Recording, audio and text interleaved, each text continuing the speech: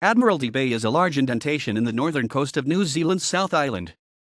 It lies close to the northernmost mainland point of the Marlborough Sounds, immediately to the south of D'Urville Island.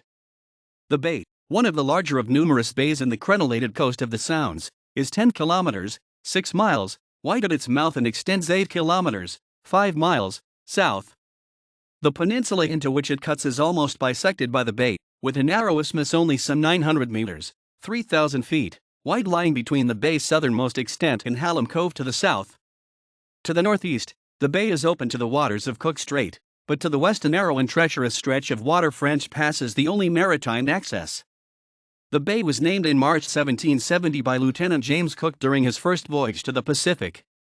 Having completed his circumnavigation of New Zealand aboard HMS Endeavour, Cook had the ship anchored in the bay for resupply with wood and water, and remained there from 27 to 31 March 1770.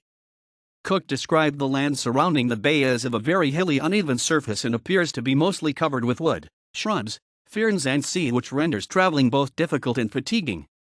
There was no evidence of present habitation, but Cook found several huts which seemed to have been long deserted.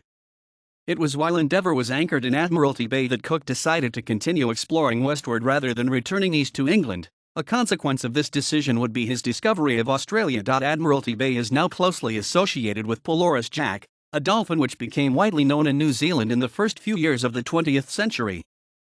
Pelorus jack was noted for meeting and escorting ships through French Pass, and is possibly the first individual sea creature protected by law in any country. References